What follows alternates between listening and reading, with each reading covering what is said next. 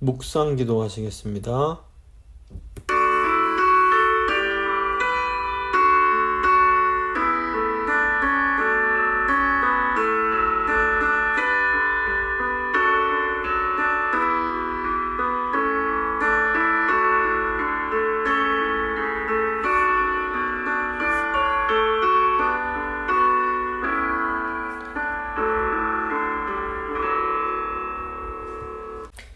사도신경 고백합니다.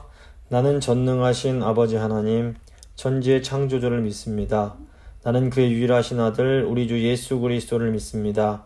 그는 성령으로 잉태되어 동정녀 마리아에게서 나시고 본디오 빌라도에게 고난을 받아 십자가에 못 박혀 죽으시고 장사된 지 사흘 만에 죽은 자 가운데서 다시 살아나셨으며 하늘에 오르시어 전능하신 아버지 하나님 우편에 앉아 계시다가 거기로부터 살아있는 자와 죽은 자를 심판하러 오십니다. 나는 성령을 믿으며 거룩한 공교회와 성도의 교제와 죄를 용서받는 것과 몸의 부활과 영생을 믿습니다. 아멘. 찬송가 385장입니다. 찬송가 385장.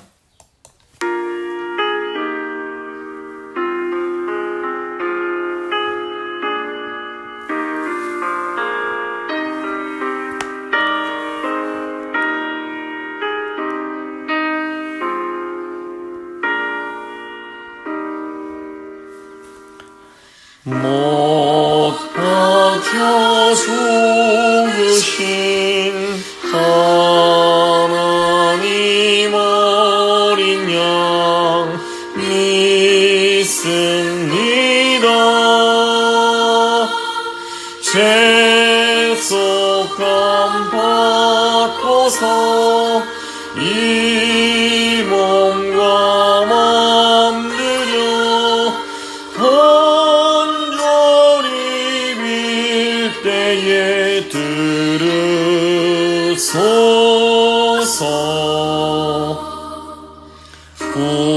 풍성한 은혜로 약한 맘도 우사 열심 주고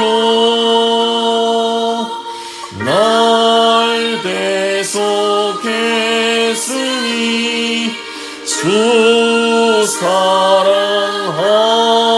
맘 불같이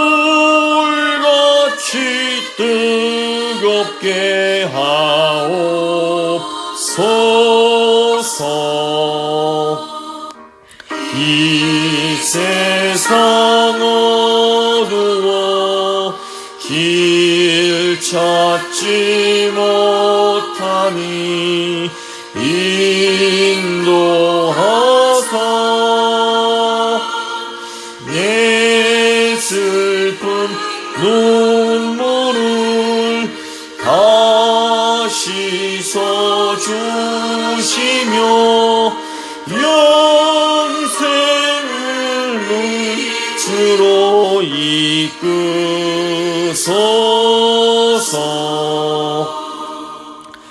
내 생명 꿈같이 이 세상 떠날 때 부르시고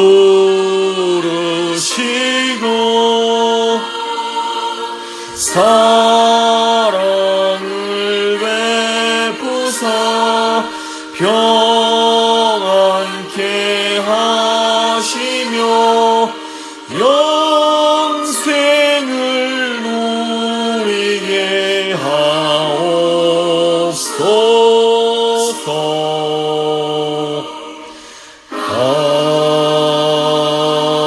아멘. 기도하시겠습니다. 살아계신 하나님 아버지, 오늘도 저희에게 하늘의 비밀을 알려주시기 위하여 저희를 이 말씀으로 인도해 주신 것 진심으로 감사합니다.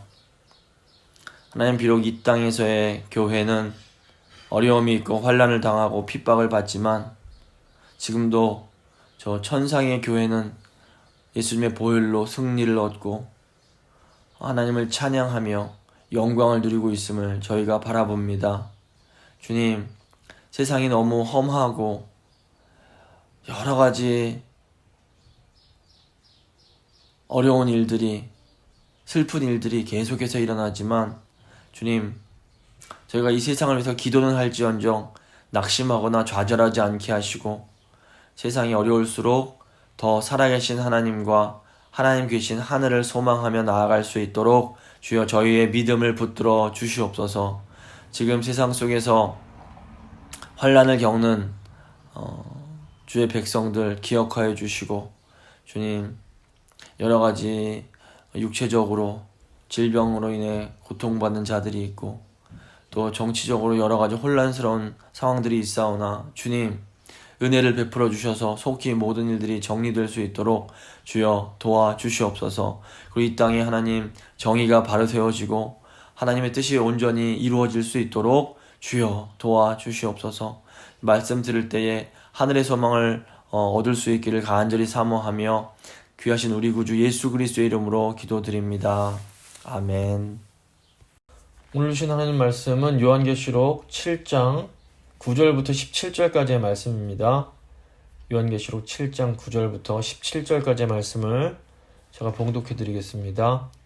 이 일 후에 내가 보니 각 나라와 족속과 백성과 방언에서 아무도 능히 셀 수 없는 큰 무리가 나와 흰옷을 입고 손에 종려가지를 들고 보좌 앞과 어린 양 앞에 서서 큰 소리로 외쳐 이르되 구원하심이 보좌에 앉으신 우리 하나님과 어린 양에게 있도다 하니 모든 천사가 보좌와 장로들과 내 생물들의 주위에 서 있다가 보좌 앞에 엎드려 얼굴을 대고 하나님께 경배하여 이르되 아멘. 찬송과 영광과 지혜와 감사와 존귀와 권능과 힘이 우리 하나님께 세세토록 있을지어다. 아멘 하더라.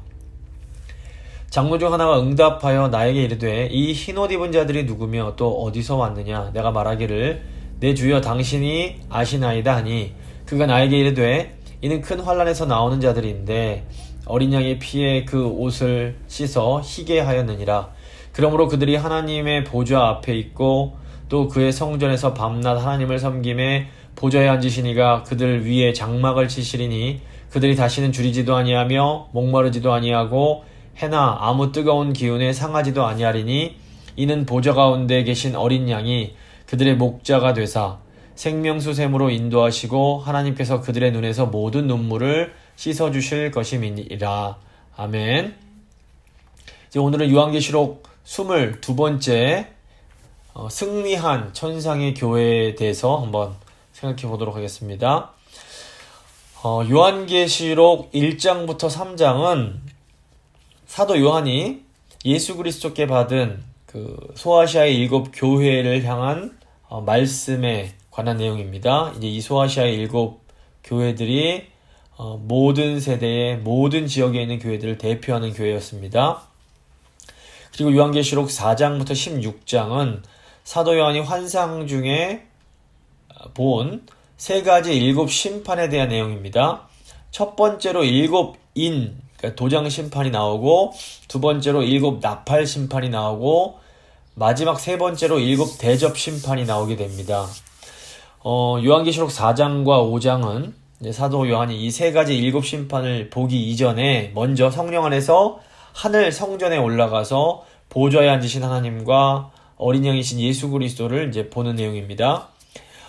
하늘 성전에서는 그 가장 가운데에 보좌에 앉으신 분, 그리고 그 어린 양이신 예수 그리스도, 그리고 이제 7 영이신 성령께서 계시고, 또 이제 그 주위에 내생물, 그 다음에 24장로, 많은 천사와 모든 피조물들이 이 보좌에 앉으신 하나님과 어린 양께 이제 예배를 드리고 있었습니다.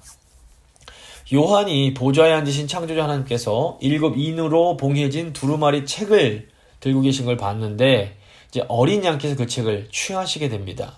그리고 이제 6장부터는 이 어린 양께서 봉인되어 있는 이 7 인을 하나씩 떼실 때마다 세상의 심판이 임하는 내용입니다. 첫 번째 인부터 이제 6째 인이 떼어지기까지 시간이 하나하나 더 강하고 무서운 심판이 임하게 되는데, 이제 6번째 심판과 7번째 심판, 즉 이제 6번째 인이 떼어지고 그 다음에 7번째 인이 떼어지는 그 사이에 오늘 본문인 요한계시록 7장이 위치하게 됩니다. 이렇게 요한계시록 7장처럼 재앙과 재앙 사이에 있는 계시를 중간 계시라고 부릅니다. 이 심판의 내용도 중요한데 심판의 내용보다 중간 계시가 더 중요할 수 있는데, 이것은 이 심판은 심판받아야 할 죄악된 세상을 향한 것이지만 이 중간 계시는 구원받는 교회에 관한 이 계시를 담고 있기 때문에 그렇습니다. 그래서 6번째 인이 떼어지고 심판이 임할 때에 심판받는 사람들이 두려워 떨면서 과연 누가 이 심판 가운데 능히 설 수 있으리요? 라고 질문을 하게 됩니다. 이 질문에 대한 대답이 바로 이 오늘 본문인 7장에 해당됩니다. 하늘 보좌로부터 세상 가운데 임하는 하나님의 무서운 심판 중에도 온전히 설 수 있는 것은 뭐냐면 바로 교회입니다. 그래서 이 7장은 이 교회를 두 가지 차원에서 설명을 하는데, 전반부에 해당하는 7장 1절부터 8절은 이 땅의 그 지상의 교회의 모습이 묘사가 됩니다. 하나님께서 이 세상 가운데 심판을 행하시기 전에 하나님의 종들, 즉 하나님의 백성들의 이마에 인을 쳐주십니다. 도장을 찍는 것과 같은데, 이것은 하나님의 소유라는 것을 확증하는 것으로 하나님의 소유된 하나님의 백성들은 하나님께서 지켜주신다라는 것을 상징합니다. 근데 하나님의 인침을 받은 사람의 수가 14만 4천 명이었습니다. 이 숫자는 문자적인 숫자가 아니라 온전한 하나님의 백성을 상징하는 그 상징수로, 이 14만 4천은 구약의 하나님 백성들을 대표하는 12지파, 그리고 신약의 하나님 백성들을 대표하는 12사도, 그리고 완전함과 무한함을 상징하는 이 1000이라는 숫자가 곱해진 숫자입니다. 그래서 이 14만 4천은 구약에 주어진 약속이 신약 교회를 통해서 완전하게 성취됨을 의미하는 숫자라고 볼 수 있습니다. 또 이 14만 4천은 이제 구약의 전쟁을 위해서 계수되었던 이스라엘 백성들을 상징하는 숫자로서 이 지상에 있는 교회는 계속해서 죄와 또 마귀와 더불어서 싸워야 하는 그런 그 전쟁 중에 있는 전투하는 교회임을 의미하기도 합니다. 근데 이제 오늘 본문인 9절부터 이 17절까지는 전투하는 이 땅의 교회, 즉 지상교회가 아니라 이미 승리한 그 천상의 교회의 모습이 나오게 됩니다. 지상의 교회가 지금 이곳에 있는 교회라면 천상의 교회는 지금 저곳 하나님 곁에 있는 그런 교회를 의미합니다. 지상의 교회는 여전히 환난을 겪어야 하지만 천상의 교회는 이미 그것을 지나간 교회입니다. 그러니까 사도 요한은 교회의 그런 두 가지 다른 차원을 보여줌으로써 교회가 지금 이 땅에도 존재하지만 하나님의 철저한 보호하심을 받고 있으며, 또한 동시에 교회가 하늘에 존재하며 그 교회는 완전한 승리를 쟁취했다는 것을 이렇게 보여주게 됩니다. 먼저 이제 약속의 성취를 보겠습니다. 9절 보시면, 이일 후에 내가 보니 각 나라와 족속과 백성과 방언에서 아무도 능히 셀 수 없는 큰 무리가 나와 흰옷을 입고 손에 종려가지를 들고 보좌 앞과 어린 양 앞에 서서, 각 나라와 족속과 백성과 방언에서 아무라도 능히 셀 수 없는 큰 무리가 보좌 앞과 어린 양 앞에 서 있습니다. 계시록 4장과 5장에 보시면 보좌와 어린 양이 계신 곳은 그 천상의 성전이라는 것을 저희가 살펴봤습니다. 따라서 아무도 능히 셀 수 없는 이 큰 무리는 지상이 아니라 천상에 있는 교회를 의미한다고 볼 수 있습니다. 아무라도 능히 셀 수 없는 큰 무리로 표현되는 이 천상의 교회는 사실상 그 14만 4천으로 표현되는 지상교회와 궁극적으로는 같은 교회입니다. 아무라도 셀 수 없다라는 표현은 더 이상 채워질 수 없는 완전함과 또 채워질 수 있을 만큼 다 채워졌다는 충만함이란 차원에서 14만 4천이라는 숫자와 이렇게 서로 관련이 됩니다. 하지만 14만 4천이 선택받은 하나님의 백성이라는 그런 특별성을 강조한다면, 아무라도 능히 셀 수 없는 큰 무리는 누구라도 믿음만 있으면 네 믿음으로 구원받아서 하나님의 백성이 될 수 있다라는 이 보편성을 강조하는 것이라고 볼 수 있습니다. 그렇다면 왜 이 교회를 능히 셀 수 없는 큰 무리라고 표현을 했을까요? 창세기를 보시면 하나님께서 아브라함에게 뭇 별처럼 또 바다 모래처럼 많은 자손을 주겠다라고 약속을 여러 차례 하십니다. 이것은 하나님의 백성들이 수를 셀 수 없을 만큼 많아지게 될 것을 약속하신 겁니다.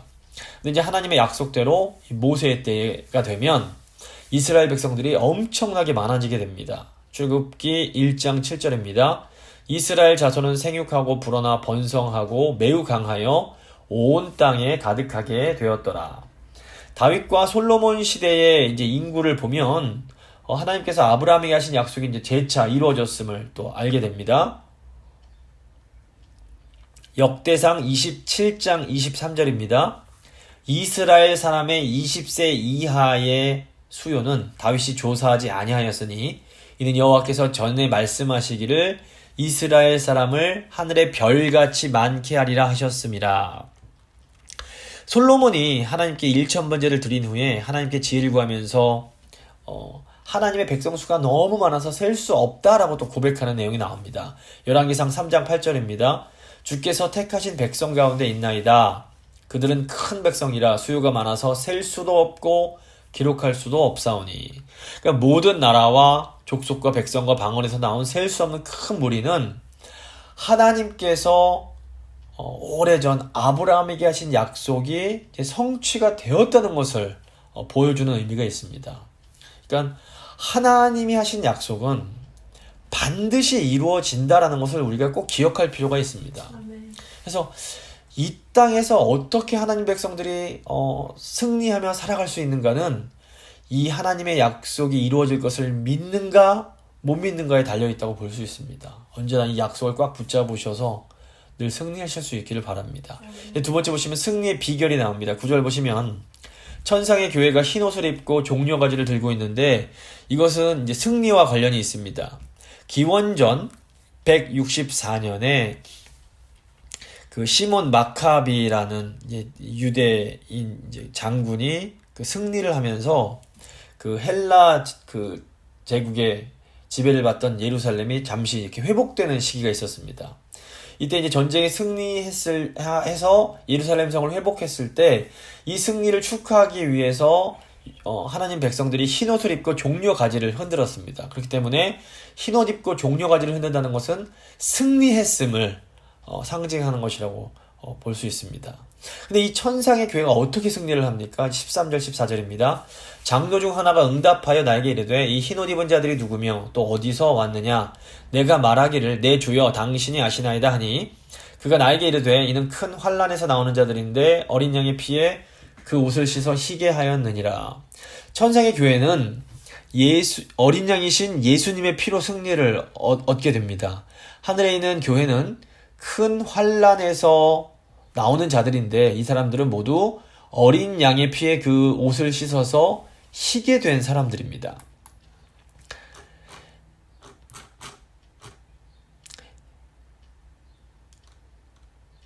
여기에 나오는 이제 큰 환난은 이제 다니엘서의 말씀을 이제 배경으로 하고 있습니다. 다니엘서 12장 1절 보시면 그때에 내 민족을 호위하는 큰 군주 미가엘이 일어날 것이요 또 환난이 있으리니 이는 개국 이래로 그때까지 없던 환난일 것이며 그때 내 백성 중 책에 기록된 모든 자가 구원을 받을 것이라.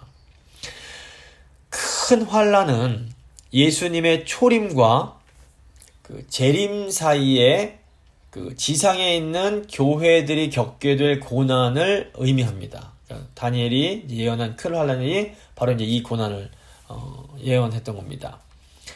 지상의 교회는 그 초림과 재림 사이를 살아가면서 이 땅에서 영적인 전투를 수행해야만 합니다.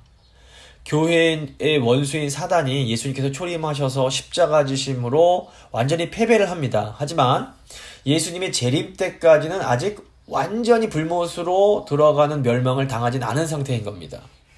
그래서 사단은 예수님의 초림과 재림 사이에서 자신의 때가 얼마 남지 않았음을 알기에 더 적극적으로 이 세상을 이용해서 교회를 유혹하고 핍박을 하는 겁니다.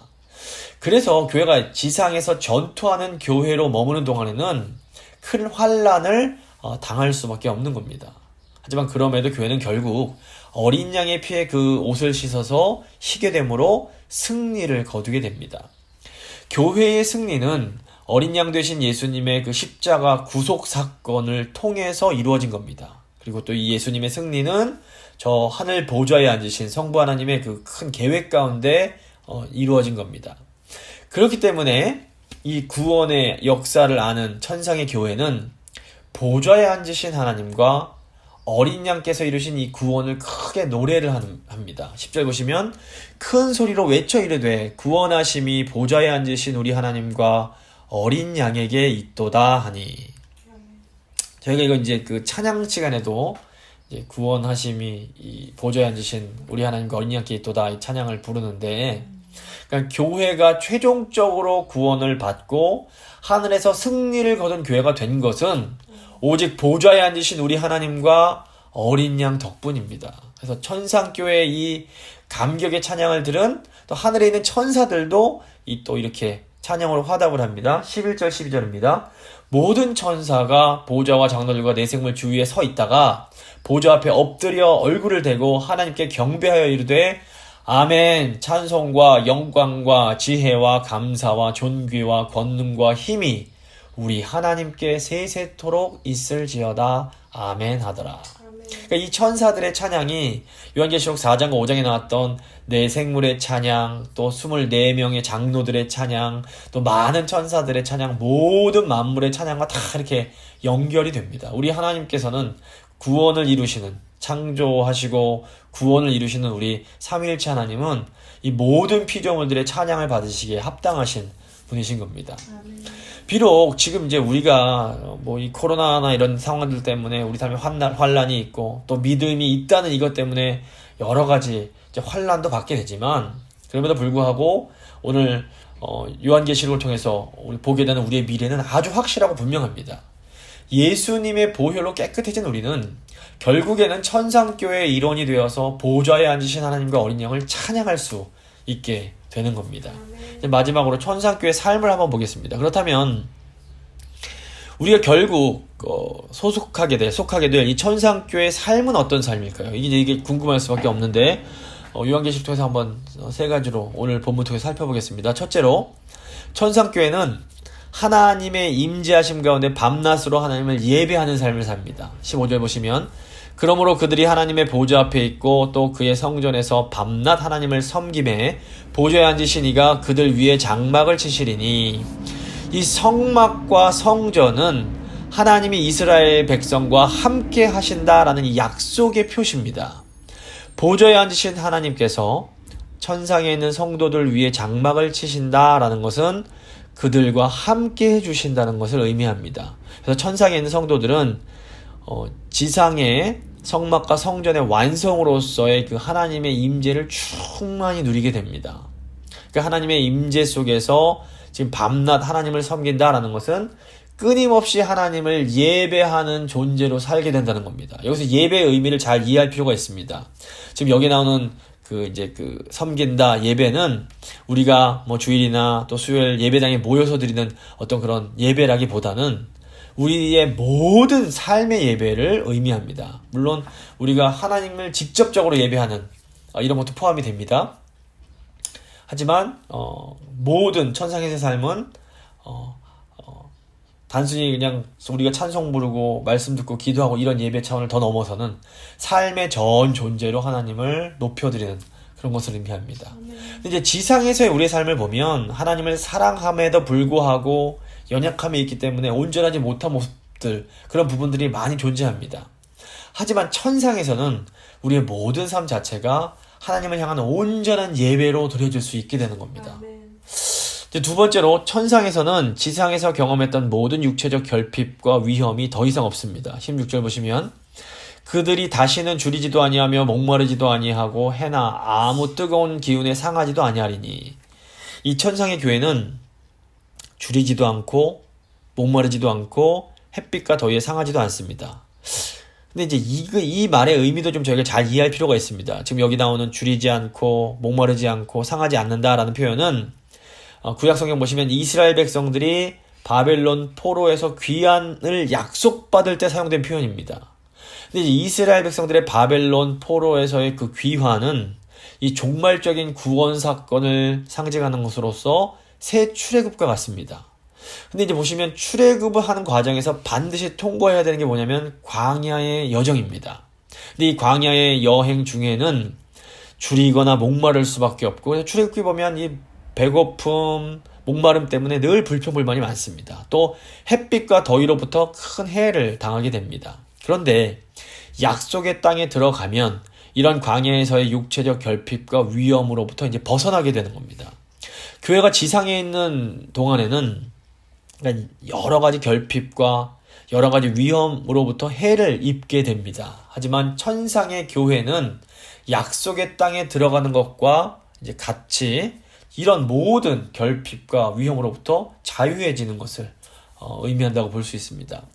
그래서 줄이고 목마른다는 것은 특별히 인간의 결핍을 상징을 하는데, 이 배고픔은 인간이 가장 참기 힘든 것 중 하나입니다. 그래서 뭐 성경만 봐도 사람이 오랫동안 굶주리면 사람까지도 이제 잡아먹는 것을 볼 수 있습니다. 근데 이 배고픔보다도 더 참기 힘든 것이 바로 목마름입니다. 그래서 배고픔과 목마름은 이 세상에서 몸을 가진 우리가 경험하는 가장 고통스러운 상태를 이제 상징하는 겁니다. 뭐 여기에는 정말 어떤 육신적 배고픔과 목마름이 아니라 어떤 많은 결핍이, 우리가 느끼는 뭐 사랑에 대한 결핍, 사랑에 대한 목마름, 어떤 인정에 대한 목마름들이 다 포함되는 그런 거라고 볼 수 있습니다. 그래서 성도들은 특별히 신앙 때문에 이 땅에서 이런 어떤 배고픔과 목마름을 이제 경험하게 되는 경우가 있습니다. 그런데 이제 천국에서는 더 이상 이런 일들이 없게 되는 겁니다. 이 하나님 계신 이 하늘에서는 더 이상 결핍 때문에 생기는 어떤 고통과 괴로움이 없습니다. 그래서 천국에서 배부름과 생수를 마시는 것은 모든 것이 충족된 부족함이 없는 인간의 최고의 그런 만족한 상태, 행복한 상태를 상징한다고 볼 수 있습니다. 또 해나 아무 뜨거운 기운은 우리가 이 땅에서 경험하는 모든 위험한 것들을 상징합니다. 그러니까 성도들은 지상에서 육체적 결핍뿐 아니라 각종 위험을 당할 수 있습니다. 또 때로는 예수님을 믿고 복음을 전한다는 이유로 핍박받고 투옥되고 고문당하고 심지어 순교하는 등의 많은 박해를 받기도 합니다. 근데 천국에서는 더 이상 이런 위험이 없는 겁니다.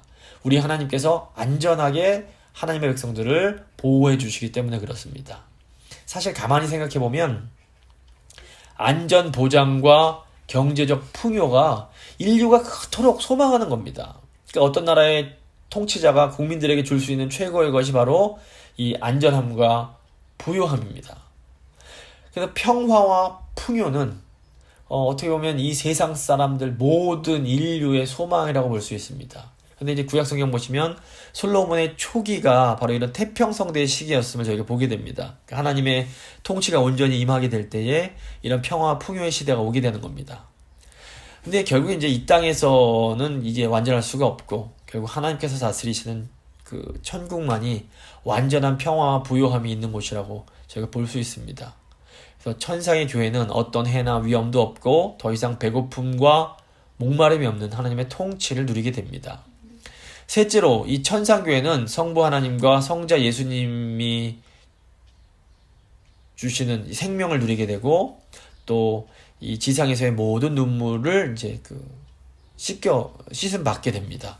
17절 보시면, 이는 보좌 가운데 계신 어린 양이 그들의 목자가 되사 생명수 샘으로 인도하시고 하나님께서 그들의 눈에서 모든 눈물을 씻어주실 것임이라.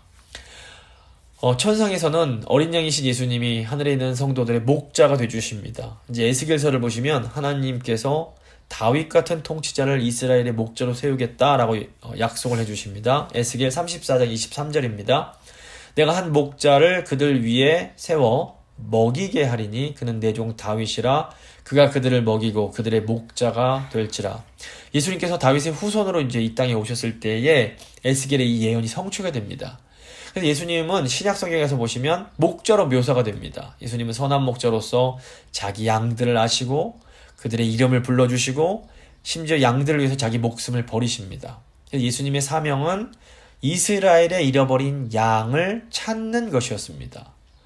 그래서 양의 큰 목자로서의 예수님의 모습이 이제 하늘에서 완전하게 완성이 되는 겁니다. 이사야 선지자는 하늘에 계신 목자에 대해서도 이제 예언을 합니다. 이사야 49장 10절입니다.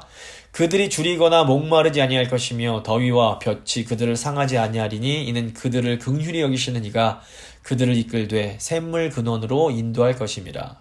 여기서 샘물 또는 이제 생명수는 그 팔레스타인 지방에서는 어떻게 보면 생명의 원천에 해당되는 것으로서 영생의 상징이라고 볼 수 있습니다. 그러니까 목자 되시는 예수님께서 성도들을 생명수 샘으로 인도하신다라는 것은 그들에게 영생의 풍성한 삶을 주시는 것을 의미합니다. 이사야 선지자는 하나님께서 성도들의 눈에서 모든 눈물을 씻어주실 것도 예언을 합니다. 이사야 25장 8절입니다. 사망을 영원히 멸하실 것이라 주 여호와께서 모든 얼굴에서 눈물을 씻기시며 자기 백성의 수치를 온 천하에서 제하시리라. 여호와께서 이같이 말씀하셨느니라. 눈물은 성도들이 지상에서 당하는 모든 고통과 슬픔을 상징합니다. 성도들의 눈물은 특별히 성도들이 세상으로부터 받는 박해와 순교를 상징한다고 볼 수 있습니다. 그리고 고통과 슬픔의 가장 대표적인 게 뭐냐? 그게 바로 죽음입니다.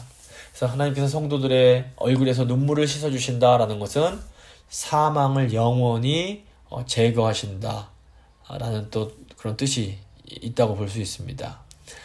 그래서 성도들의 눈에서 눈물이 씻겨 나간다는 것은 성도들로부터 아픔이나 슬픔이나 질병이나 죽음이 더 이상 없게 되는 상태를 말합니다.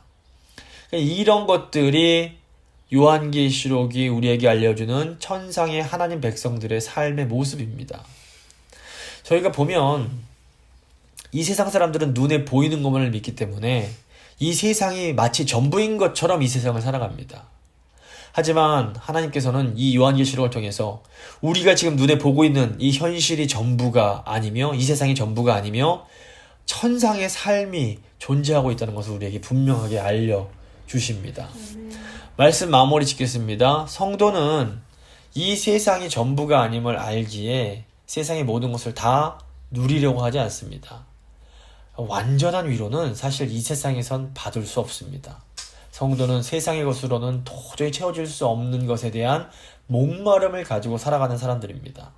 그래서 성도는 그 천상의 그 하나님을 아는 그 지식에 대해서 엄청난 갈등을 가질 수밖에 없습니다. 이런 목마름이 있는 사람들은 말씀 통해서 하나님 앞에서 계속해서 위로를 받고 채움을 받게 됩니다.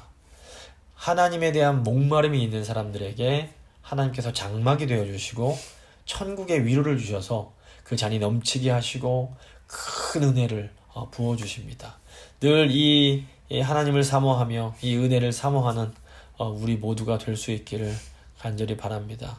이제 한번 잠시 기도하는 시간을 갖도록 하겠습니다.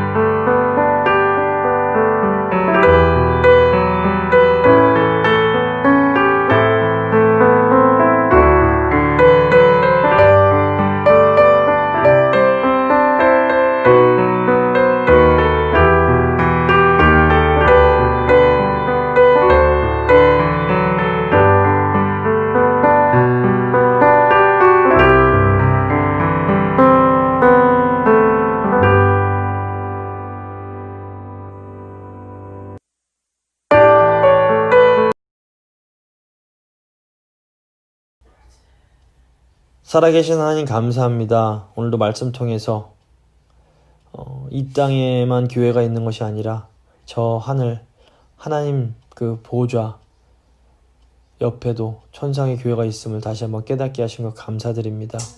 저희가 이 땅, 이 세상에서는 전투하는 교회로 마귀와 세상의 죄와 탐욕과 싸우면서 살아가야 하지만 결국엔 저희가 예수님의 보혈로 깨끗함을 입고 흰옷을 입고 승리한 성도들로서 하나님 곁에서 하나님을 찬양하며 살게 될 것을 저희가 믿습니다.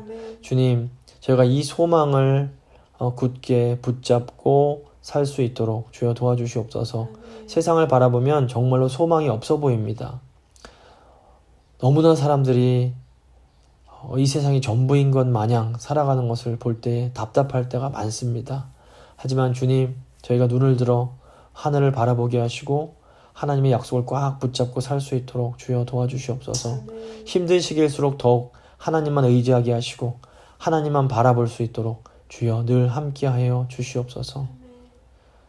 또 저희 성도님들 한 주간 살아가실 때에 하나님 은혜 가운데 거하게 하시고 하나님께서 주시는 그 만족함 가운데 살아가실 수 있도록 주여 늘 저희 성도님들과 함께하여 주시옵소서. 감사드리며 귀하신 우리 주 예수 그리스도 이름으로 기도드립니다. 아멘. 이제 찬송가 240장 찬양하시겠습니다. 찬송가 240장입니다.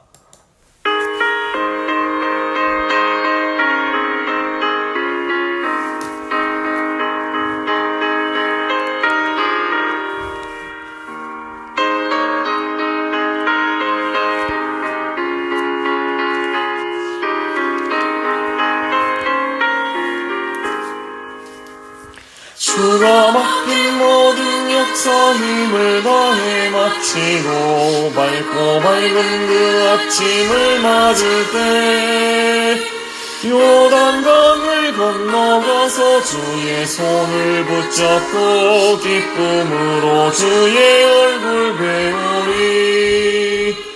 나의 주를 내가 그의 곁에 서서 배우며 나의 주를 그네 못자국을 보아 알겠네.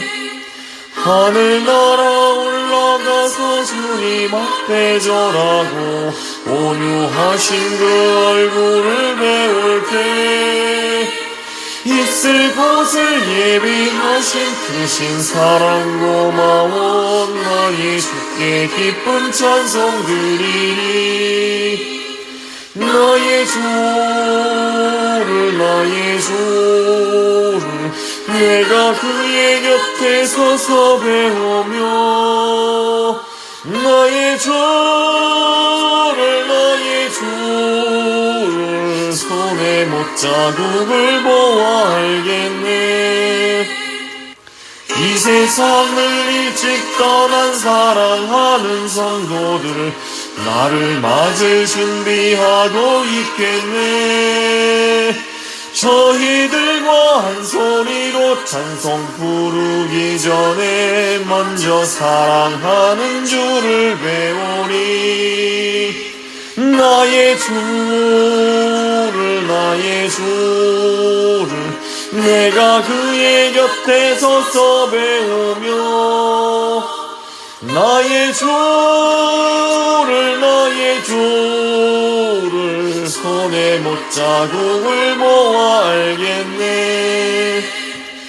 영화로운 들어가서 다닐 때 흰 옷 입고 황금 길을 다니며 금검은고 맞추어서 새 노래를 부를 때 세상 고생 모두 잊어버리리. 나의 주를 내가 그의 곁에 서서 배우며 나의 주를 손에 못자국을 보아 알겠네.